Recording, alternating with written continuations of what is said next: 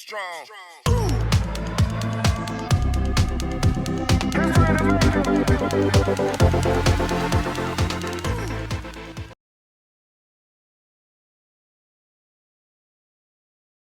And this might shock you when I tell you, I don't believe in the word procrastination. Like, I don't really believe in that word. I told a young lady in Australia who told me she was a procrastinator. I said, look, if I told you to meet me here tomorrow at 5 a.m. and I'm gonna give you $3 million, where would you be?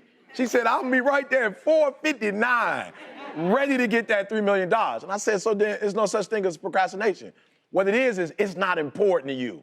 Right? It's not meaningful to you. It's not something that's urgent to you. And when something is not urgent, you put it off. So yep, you're in school, yes. You probably are getting grades, etc. But if it's not meaningful to you, if it's not important to you, then you're not gonna make it a priority. So what you have to do is find out, how can you make it meaningful? How can you make it purposeful? How can you make it stick? And when you can find that out, I promise you, you'll get up early, you'll get there first, and you'll do whatever it takes to make that goal or reality. So for me, no such thing as procrastination. It's such thing as it's not a priority. If you only have 24 hours in a day, your success is dependent upon how you use the 24.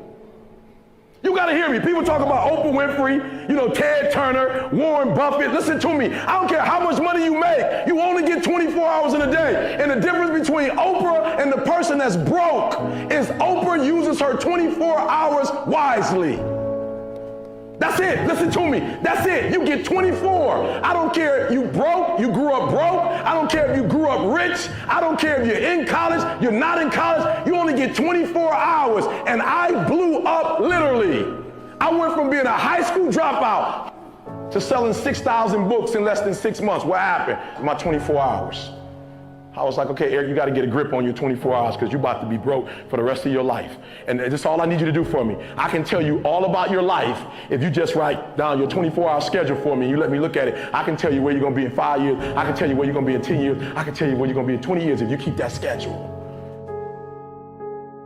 So my final one, you got to get this one. My final one. So, okay, Eric, you talk about opportunities. Yep, you right here in it. And the difference between those of you who will succeed and those of you who will fail, you're not taking advantage of your opportunities. You partying, you smoking, you drinking. You listen to me very closely. I have guys come to me all the time, E.T., what you trying to say? Something wrong with smoking weed? When you become successful, you don't ask what's wrong with something. You ask what's right with it.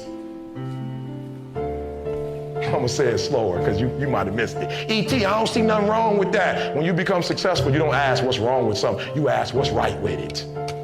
How is what I'm doing right now gonna help me to get to where I'm trying to get to? And look, you wanna drink, you grown. I ain't come here to tell you not to drink, but where I'm going, I need to be in my right mind 365 days out of the year. I got a lot of energy. If I start doing, my family, they cracked out. I don't know what happened, but they couldn't just do like a little liquor. They started with the liquor, and they cracked out. They helped crack cocaine. My real father cracked cocaine for 14 years. I ain't even playing with it.